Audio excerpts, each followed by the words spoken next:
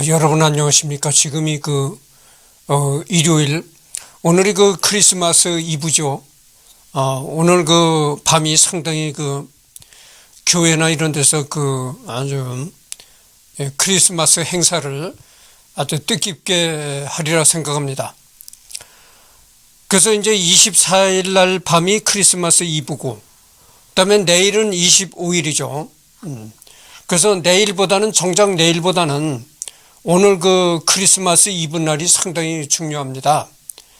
그래서 24일 날 밤 한 11시 정도 되면은 상당히 경건한 그런 분위기에 들게 되는데요.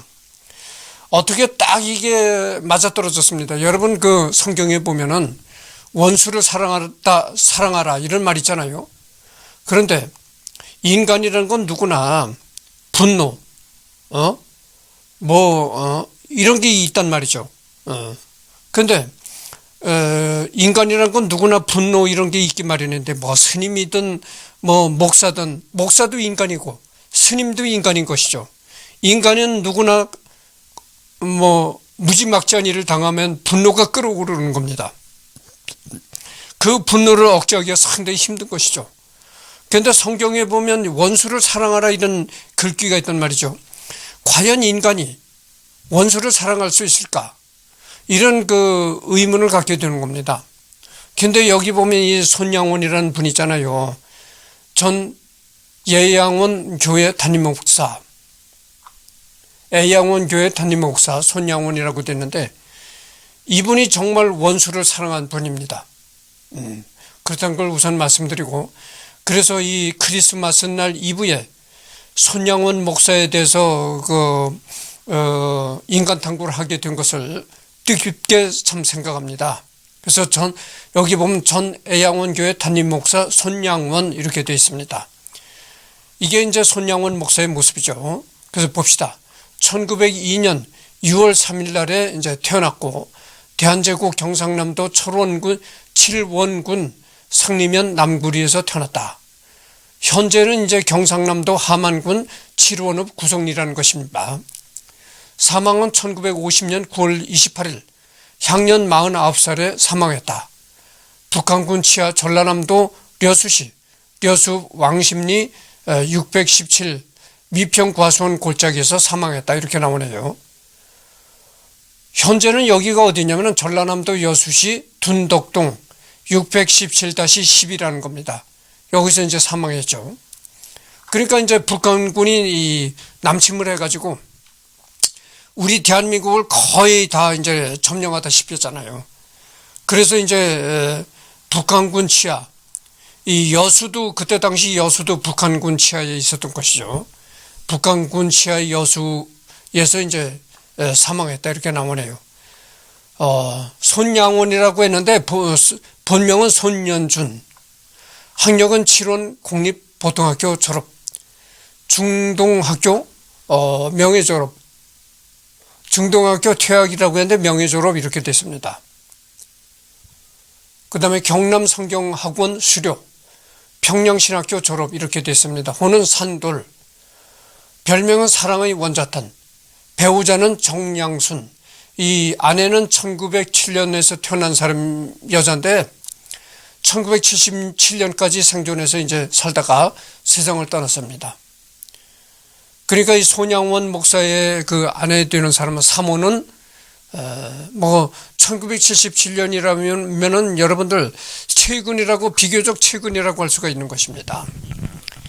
그러니까 최근까지 살아 있었다, 살다가 이제 수를 다했다 이렇게 말씀드리고, 아들은 손동인 1924년에 태어나가지고 1948년에 사망했고, 그 다음에 손동씨는 1930년에 태어나가지고 1948년에 사망했다. 손동장, 손동길, 딸 손동이란 여자는 이제 1933년에 태어났는데 언제 죽었는지 이 사망 시기가 확실하지 않다 이런 얘기고, 사망 시기를 확실히 모른다 이런 얘기입니다. 그 다음에 손동림, 손동연, 사위, 김원하, 양자, 안재선 이렇게 되어 있습니다. 이 양자를 드린 안재선이가 어떤 사람이냐면은 1931년에 태어나가지고 1979년에 이제 사망한 사람이죠. 그러니까 뭐 1979년이라면 비교적 최근까지도 살아서 있었다, 이런 사람인데, 이 안재선이라는 사람이 누구냐면 말이죠, 이 손양원 목사의 아들을 죽인 살인범입니다. 그러니까 이 안재선이라는 사람이 손양원 목사의 친아들을 죽인 살인범이다 그죠. 그러니까 그 목사로서, 친아들을 잃은 목사로서 친아들을 잃은 그 아버지의 심정이 얼마나 분노가 끓어오르고 괴롭겠습니까? 그런데도 이 자신의 친아들을 죽인 안재선이라는 사람을 양자로 들였다, 이 말입니다. 그러니까 이게 참 이 손양원 목사는 정말 원수를 사랑한 사람이고 예수 같은 삶을 살았던 사람이라고 여러분들한테 말씀드릴 수가 있는 겁니다. 종교는 개신교, 장로교회 훈장을 줬는데 건국 훈장 애족장이 수여됐다는 겁니다. 1995년에 손양원 목사에게 건국 훈장 애족장을 수여했다, 이렇게 나옵니다. 일제의 신사 참배 강요에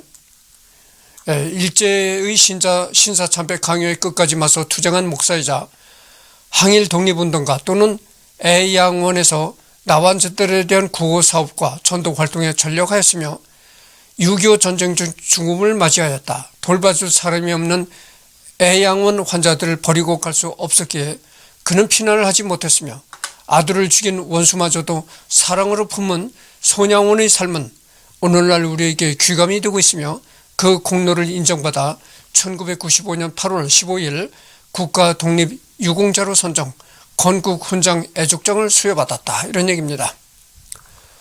그래서 훈장은 제3212호 훈장증 고손연준이라는 사람이 이제 훈장을 받았다고 하네요. 이는 우리나라 자주독립과 국가 발전에 이바지한 바 크므로 대한민국의 규정에 의하여 다음 훈장을 추서함. 건국훈장 애족장 1995년 8월 15일 대통령 김영삼, 국무총리 이홍구, 이증을 건국훈장부에 기입함. 총무처 장관 김기재, 이렇게 나왔습니다. 그래서 이제 손양원 목사의 일생을 들여다봅시다. 대한민국의 개신교 장로의 목사 별명, 이 손양원 목사의 별명이 바로 사랑의 원자탄이라는 것입니다. 경상남도 함안군 철원읍에서, 철원이 아니고 경상남도 함안군 칠원읍에서 손종일 및 김은수의 3남 1녀 중 둘째로 태어났다.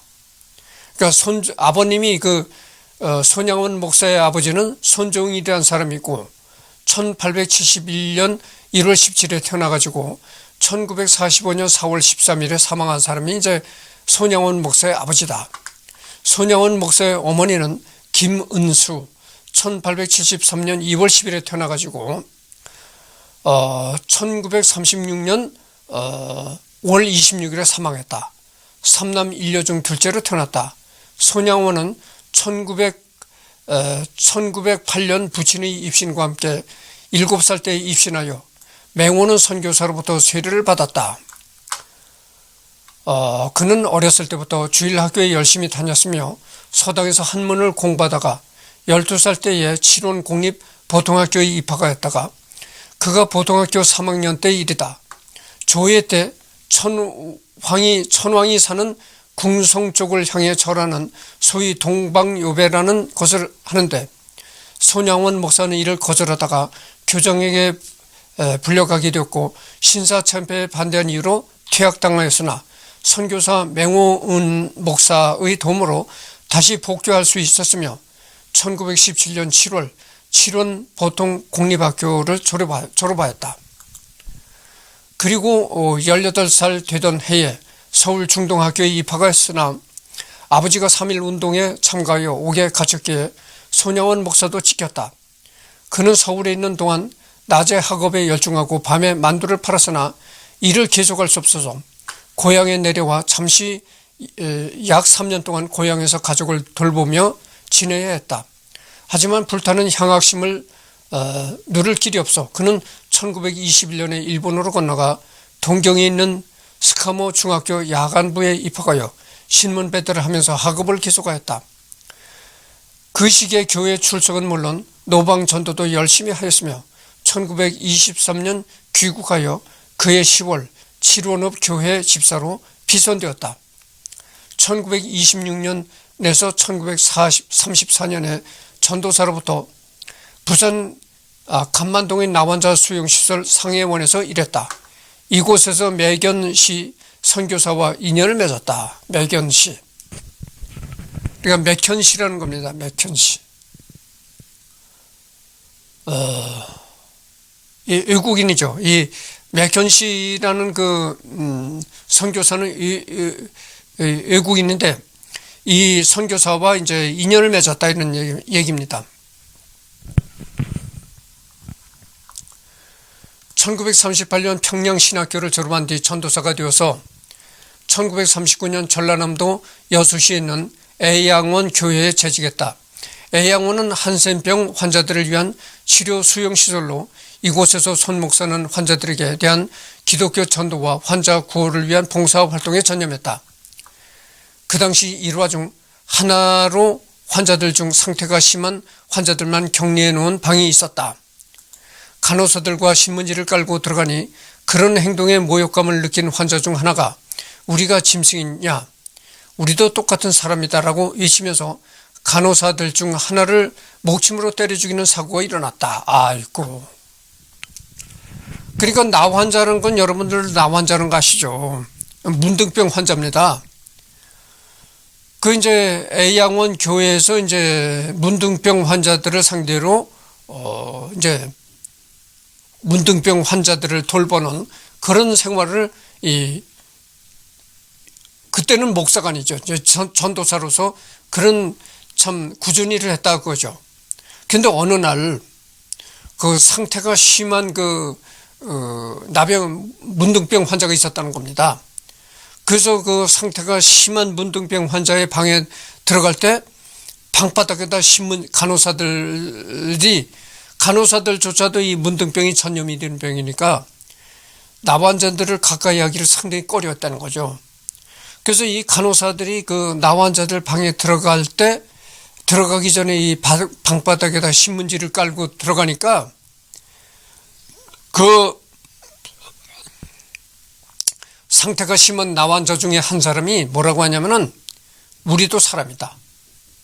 비록 우리가 이 문둥병에 걸려서 이렇게 됐지만은 우리도 사람인데 어떻게 우리를 짐승 대하는 것처럼 이렇게 방바닥에 신문지를 깔고 이렇게 오느냐. 이러면서 이 목침을 들어가지고 목침이란 게 예전에 그 목침 알잖아요. 나무로 이 깎은 건데 베개식으로 이 배구자는 목침을 갖다가 이 간호사한테 목침을 날려가지고 간호사를 때려 죽였다는 겁니다. 그런 사고가 일어났다는 거예요. 이에 손양원 목사는 맨발로 그 방에 들어가 간호사를 죽인 그 환자에게 다가갔다. 잠시 기도를 올리던 손 목사는 상처를 직접 입으로 빨아 고름을 빼냈다. 야, 이게 참 여러분 이런 일을 할 수 있습니까? 내가 첫머리에도 얘기를 했지만 목사도 사람이고 스님도 사람입니다.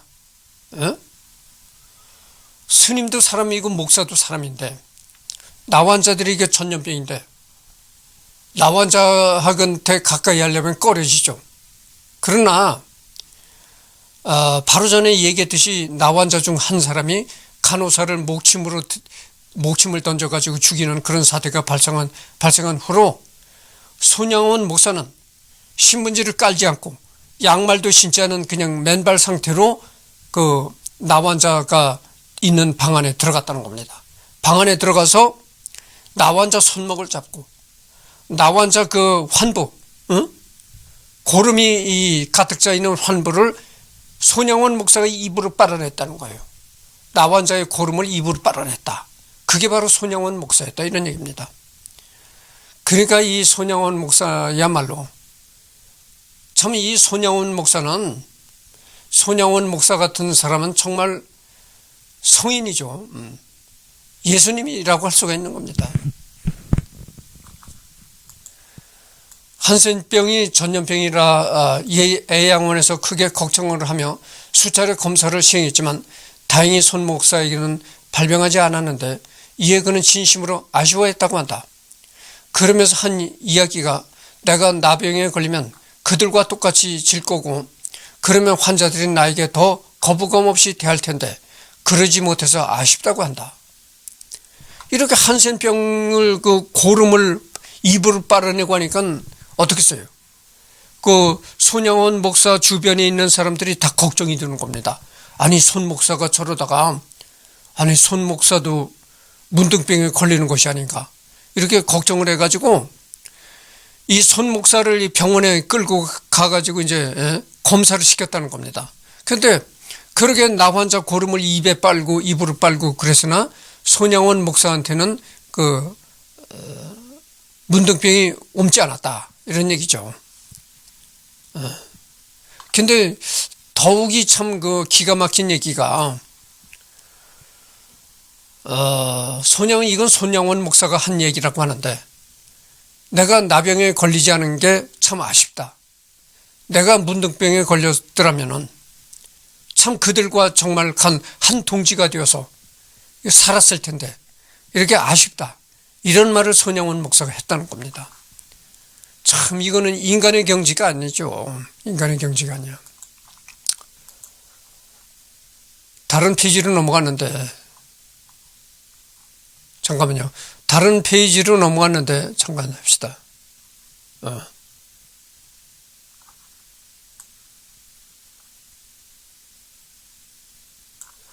1940년에는 평양의 주기철 목사처럼 신사참배를 거부하다가 체포되어 1945년 8.15 광복대까지 수감생활을 하였다.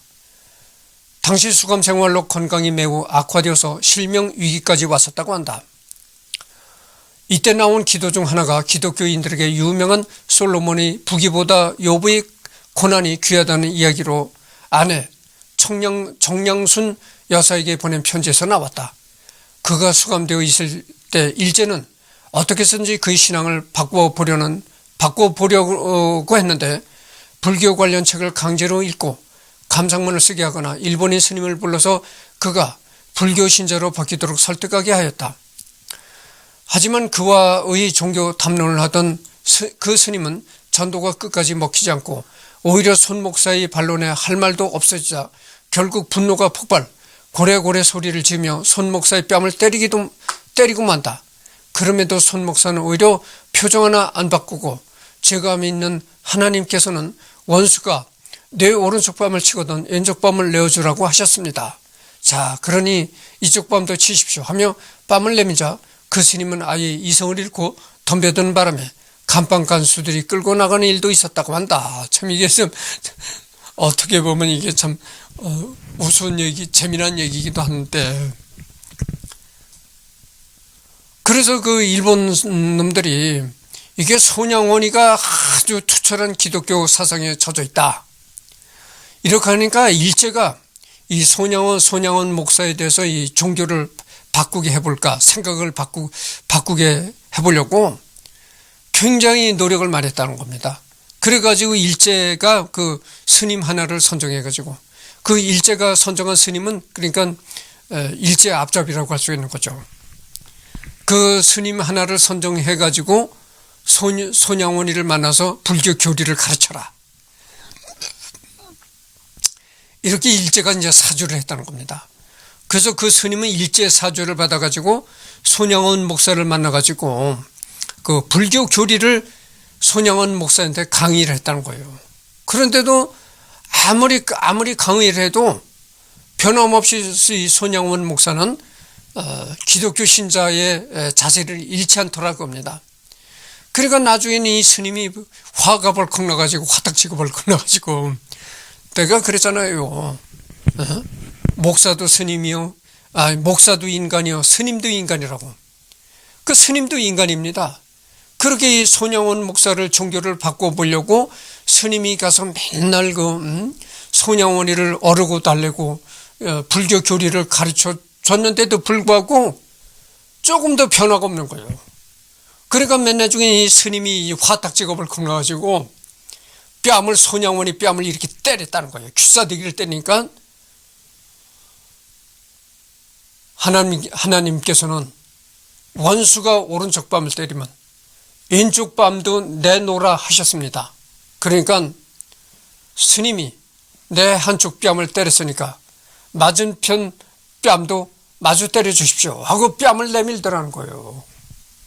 아니 그러니까 이 스님이 정말 이성을 잃고 막 화딱지가 나니까 그냥 손양원이를 막 깔아뭉개려고 달라붙는데 그러다 보니까 안 되겠잖아요. 그러다 보니까 이 간판 간수들이 이렇게 달라붙어 가지고 이제 싸움을 말랐다는 거죠. 어떻게 보면 이게 웃음이 나오는 얘기기도 한데 참 웃을 수가 없는 얘기죠. 이게 참 경건하고 심각하게 받아들여야 될 얘기죠. 해방 이후에는 목사가 되어서 다시 애양원에서 봉사활동을 했다. 출소한 뒤 최초로 설교자로 참여한 예배에서는 설교를 시작하려다가 그때까지도 버섯이 예배당에 놓였던 가미다나를 보고 격분하여 그 자리에서 바닥에 던져 개박살 내고는 다시 온화한 표정으로 돌아와 설교를 시작했다는 이야기였다. 가마다나,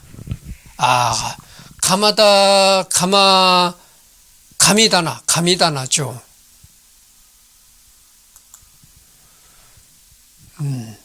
1948년 발생한 여순 사건 때 큰 사건이 일어났다. 비록 두 아들이 죽음이었다. 손양원의 두 아들인 손동인 씨와 손동신 씨는 우익학생단체 중 하나인 전국 학생연맹에서 활동하고 있었는데 이를 안 좋게 보던 반란군 세력이 반란 당시 기독교라는 사실을 빌미 삼아서 두 사람을 순천의 동천 인근에서 살해한 것이다. 당연히 그들의 가족들과 애양원 사람들은 크게 슬퍼하고 있었는데 손양원 목사는 주위 사람들을 놀라게 하는 행동을 하였다. 두 사람의 장례 예배 때 손 목사는 감사 기도를 올린 것이다. 감사 기도의 내용은 다음과 같았다. 그러니까 이 손양원 목사한테는 이제 아들 둘이 있었는데 아들 둘이 이제 전부 좌파 좌익 계통이 아니고 우파 계통에 속해서 이제 활동을 했다는 겁니다. 근데 이제 여순 반란 사건이 일어나고 그랬었잖아요. 그 남로당의 군인들이 여순 반란 사건을 일으켰다고 하죠. 그 여순 반란 사건을 일으켰던 그 사람들이 이 손양원 목사의 두 아들이 우파 활동을 하니까 죽인 겁니다. 그래서 이제 아들 둘이 이제 여순 사건 때 죽자 손 목사는 아들 둘이 죽었다는 것에서 감사의 기도를 하나님께 올리는 것입니다. 이거 한번 들어봅시다. 제가 이 사건에 무슨 답사라고 무슨 인사를 하겠습니까마는 그래도 하나님 앞에 감사하는 마음이 있어 몇 말씀을 드립니다. 첫째, 나 같은 죄인의 혈통에서 순교의 자식들이 나오게 하셨으니 하나님 감사합니다. 야, 이게 참 기막힌 얘기입니다. 허다한 많은 성도들 중에 어찌 이런 보배들을 주께서 하필 내게 맡겨주셨는지 그 참 또한 주님 감사합니다. 셋째, 삼남 삼녀 중에서도 가장 아름다운 두 아들 장자와 차자를 바치게 된 나의 축복을 하나님 감사합니다. 넷째, 한 아들의 순교도 귀하다 하거늘 하물며 두 아들의 순교의 일이요 하나님 감사합니다. 다섯째, 예수를 믿다가 누워 죽는 것도 큰 복이라 하거늘 하물며 전도하다 총살 순교 당함 일이요 하나님 감사합니다. 여섯째, 미국 유학 가려고 준비하던 내 아들 미국보다 더 좋은 천국에 갔으니 내 마음이 안심이 되어 하나님 감사합니다. 일곱째, 나의 사랑하는 두 아들을 총살한 원수를 회개시켜 내 아들 삼고자 하는 사랑하며 마음을 주신 하나님 감사합니다. 그러니까 내가 아까도 이 얘기를 했잖아요.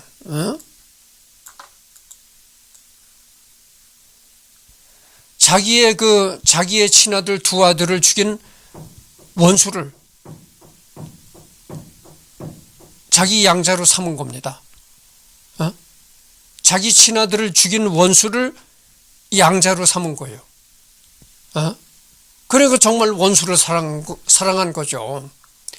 이런 일은 아무나 할 수 있는 게 아닙니다. 여러분들 얼마나 자기 아들이 죽었을 때 얼마나 분노가 끌어오를 겁니다. 분노가 끌어오르겠어요. 진짜 피가 이제 머리끝까지 솟구칠 정도로 분노를 느낄 거죠. 근데도 불구하고 자기 친아들 둘을 죽인 원수를 양자로 삼은 것입니다. 이건 뭐 아무나 할 수 있는 일이 아니죠. 그러니까 내가 얘기하고 싶은 건 그런 겁니다. 우리 그 농촌에서도, 우리 시골에서도 내가 어렸을 때 커날 때도 보면은 농촌 사람들이 마을에 손가락질 했던 사람이 덜어 있었어요. 아이고, 아무개는 교회를 너무 믿었다가 미쳤다, 뭐 이런 식으로 손가락질을 하는 사람들이 있었는데, 정말 이 손양원 목사는 미친 사람인가 아니면 예수 같은 성자인가 분간하기 어려울 정도죠. 참 그렇습니다. 인간으로서 이런 이런 행위를 하기는 크게 어려운 겁니다. 자기 친아들 두 명을 죽인 그 원수를 양자로 받아들였으니, 야, 이거 아무나 할 수 있는 일이 아니죠. 이 같은 역정 중에서도 가장 8가지 진리와 하나님 사랑을 찾는 기쁜 마음, 여유 있는 믿음 주신 우리 주 예수 그리스도께 감사합니다. 10번째, 이렇듯 과분한 축복 누리게 되는 것을 감사합니다. 이게 참 대단합니다. 대단해. 이와 함께 주위 사람들을 놀라게 한 것은 바로 두 아들을 죽인 원수를 자신의 아들로 삼겠다는 내용이었다. 그리고 반란이 진압된 이후 손 목사는 실제로 반란군 인사 중 안재선이라는 좌익 학생이 손 형제를 살해했다고 자백하자 이를 용서하고 안재선 씨를 자신이 양자로 삼은 것이다. 야, 이게 참 기막힌 일입니다. 기막힌 일이야. 여러분, 참 요즘에 내가 이 손양원 목사를 하기 전에 이런 얘기를 했잖아요. 요즘에는 목사도 타락한 목사들이 많고, 스님도 타락한 스님들이 많다. 야, 그래서 오늘날 이렇게 타락한 종교인들이 많은데, 이런 걸 볼 때 참 이게 우리가 경건하고 마음을 다시 가다듬고 옷깃을 여미게 하는 그런 참 엄청난 사랑을 실천한 손양원 목사에게 경건한 존경의 마음을 금할 수가 없습니다. 대단합니다. 대단해. 1950년 6.25 전쟁이 터지고 북한군이 호남 지역으로 진격해오자 모두를 피난을 준비하는 동안에도 손양원 목사는 환자들을 내버려 두고 갈 수 없다며 끝까지 애양원에 남았다. 당시 환자들은 한센병 환자인 자신들을 북한군이 해치지는 않을 테니 손 목사에게 떠나라고 종용했으나 이를 듣지 않았다. 그리고 여수로 진격한 북한군에게 기독교 목사라는 이유로 체포되었다. 북한군에게 붙잡혀 다른 사람들과 함께 감금되어 있을 때에도 식사 시간 때마다 들어오는 주먹밥 중 가장 작은 것을 집어먹었고 그마저도 반으로 쪼개서 감방의 사람들 중 가장 굶주리고 있던 사람에게 나는 본래 소식가라서 이것만으로도 족합니다 라며 나눠주곤 했다고 한다. 그리고 모진 고문을 받은 끝에 같이 갇혀있던 사람들과 함께 1950년 9월 28일 총살당했다. 이때가 손양원 목사가 향년 49세였다는 얘기입니다. 야, 49세면은 참 이렇게 젊은 나이인데, 내가 지금 그 나이가 57년생이라고 했잖아요. 60대 중반인 사람인데, 내가 지금 60대 중반이라고는 하지만 이렇게 손양원 목사처럼 이렇게 큰 사랑을 이렇게 베풀 그런 인격이 갖춰졌을까요? 갖춰지지 않았습니다. 내가 아무리 나이를 먹어도 이렇게 손양원 목사 같은 큰 사랑을 실천하기는 불가능하다. 이렇게 여러분들한테 말씀드립니다. 그러니까 어떻게 했어요? 그 북한군한테 갇혀가지고 이 북한군이 이제 여수까지 점령하러 온다 이렇게 하니까 한센병 환자들이 다 이제 손양원 목사한테 피신해라 이렇게 얘기를 했다는 거예요. 우리는 문둥병 환자니까 우리가 문둥병 환자로서 뭐 오늘 죽느냐 내일 죽느냐 하고 있는데 그런 그 문둥병 환자들을 공산군인들 우리를 처치하겠느냐. 그러니 우리들은 놔두고 우리들은 걱정하지 말고 손양원 목사만큼은 피신해라 이렇게 권유를 했다는 거예요. 그런데도 나 혼자만 살겠다고 피신할 수 없다. 끝까지 나는 그 한센병 그 문둥병 환자들과 같이 하겠다. 이래가지고 피신을 안 갔다는 거예요. 그래가지고 피신을 안 가서 나중에 이제 인민군한테 체포가 돼가지고 감방에 갇혀서 이 주먹밥이 나오는데 그 주먹밥도 하나를 다 먹지 않고 주먹밥을 쪼개서 그 같은 감방에 있는 다른 사람한테 이제 주고 그랬다는 거죠. 안타깝게도 이때는 인천에서 한창 인천 상륙작전을 시행하고 서울이 수복된 때였기에 만약 이로부터 단 이틀만 더 버텼으면 그도 무사히 살아남을 수도 있었다. 이때 북한 군들이 총을 쏘던 순간 젖먹던 힘으로 손에 묶인 밧줄을 기적적으로 풀고 정신없이 뛰어서 탈출하여 다행히 살아남은 김창수라는 이름의 생존자가 있었고 그는 세상에 손 목사가 죽기 직전까지 모습을 알렸다. 장례식 때 손양원 목사 장례의 상주를 맡은 안재선 씨가 가장 슬퍼했다. 이야, 이게 참 이게 방송 드라마 같은 얘기입니다. 드라마 같은 얘기야. 드라마 같은 얘기인데 현실에서 이런 일이 진짜 있었다는 일이 참 정말 놀랄 일이죠. 그래서 손양원 목사가 한 며칠만 더 살아 있었더라면은 인천 상륙을 봤을 것이다 이런 얘기입니다. 근데 그 손양원 목사하고 이제 같이 체포돼 가지고 손양원 목사가 죽을 때 같은 장소에 있었던 그 김창수라는 사람이 이제 있는 힘을 다해서 그 밧줄을 풀고 도망쳤다는 거예요. 그래서 살아났다고 하는데 굉장히 손 목사가 죽자 그 손 목사 장례식 때 손양원 목사의 장례식 때 상주를 맡은 사람이 바로 안재선이라는 사람이 상주를 맡았다 이런 얘기죠. 그러니까 손양원 목사의 두 아들을 죽인 그 원수를 손양원이가 이제 그게 바로 안재선인데 안재선이가 손양원 목사의 두 아들을 죽였는데 그 아들을 죽인 그 안재선이를 양자로 삼았다. 근데 손양원 목사가 죽자 그 안재선이가 손양원 목사의 장례식을 치르고 상주가 되었다 이런 얘기입니다. 이게 참 드라마 같은 얘기죠. 드라마 같은 얘기인데 현실에서 진짜 있었던 얘기입니다. 기막힌 얘기입니다. 이 그림에 보면은 손 목사의 장례식 모습, 상복을 입은 키 큰 남자가 안재선이다. 이 상복을 입은 키 큰 남자가 바로 이 손양원 목사의 두 아들을 죽인 안재선이라는 겁니다.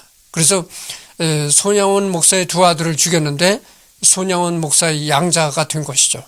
그래가지고 손양원 목사가 죽자 상주가 되어서 이제 장례를 치르는 이런 모습입니다. 그리고 손 목사의 장례식 이후 가족 사진. 이게 이제 손양원 목사가 죽고 손양원 목사가 세상을 떠나고 찍은 가족 사진인데, 야, 이게 참 기막힙니다. 이 어린 아이를 안고 있는 게 아마 그 손영원 목사의 그 아내인 것 같아요. 이 손영원 목사의 사모 같습니다. 사모라고 생각이 듭니다. 그리고 여기 두 딸이 있는데 요 뒤에 이 교복 같은 걸 입은 남자가 안재선이라고 생각이 듭니다. 그러니까 이게 참 친아들 두 아들을 죽인 안재선이가 양자가 돼가지고 이렇게 가족 사진을 찍는 이런 일이 생긴 겁니다. 손 목사는 안재선 씨가 자신을 따라 목사가 되기를 희망했지만 그는 손 목사의 두 아들을 죽인 데 대한 죄책감을 이기지 못하고 평생을 참여하며 살았고 1978년 12월 16일 후두암으로 생을 마감할 때까지 평신도로 사역 활동을 하면서 마지막까지 손 목사의 아들들을 살해하는 것을 참여하였다.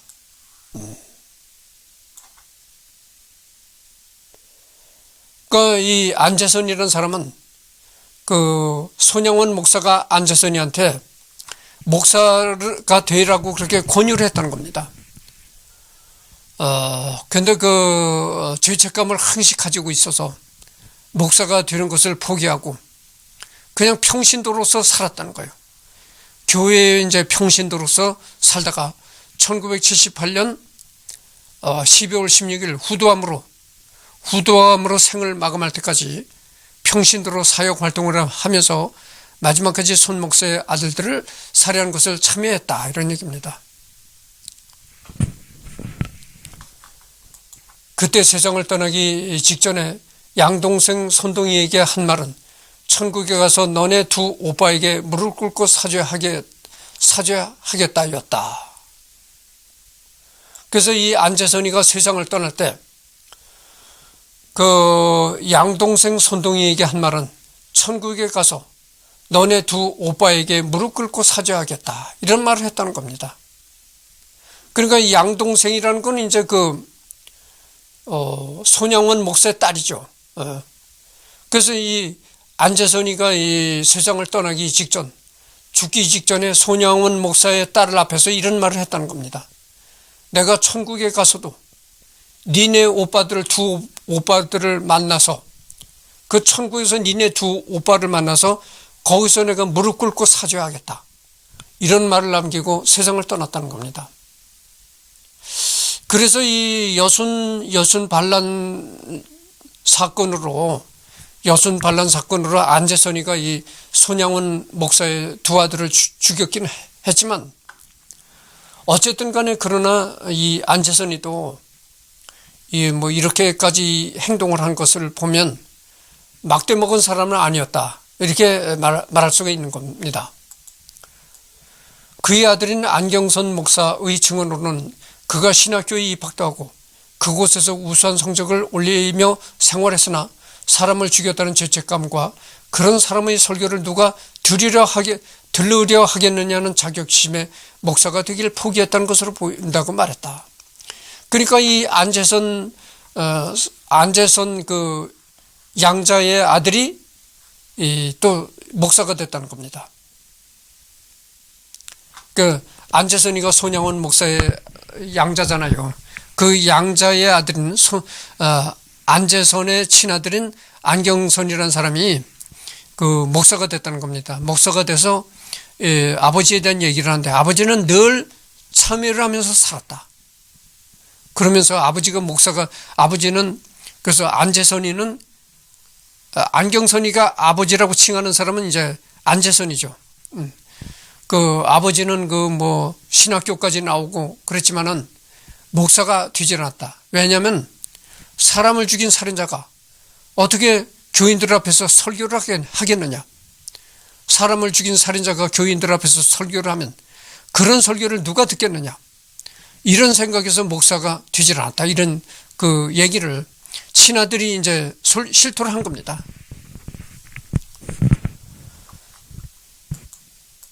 그의 아들인 안경선 씨는 신학교에 못 이룬 꿈을 대신 이루어달라는 아버지의 뜻을 따라 목사가 되었고, 현재도 손 목사의 유복자 막내 아들인 손동기 씨를 작은 아버지로 모시면서 함께 연락하며 지내고 있다. 안경선 목사는 서울 기독대학교를 졸업하고 원주에서 목회를 하다가 아프리카 부룬디 한센인 마을 선교사로 사역하고 있다.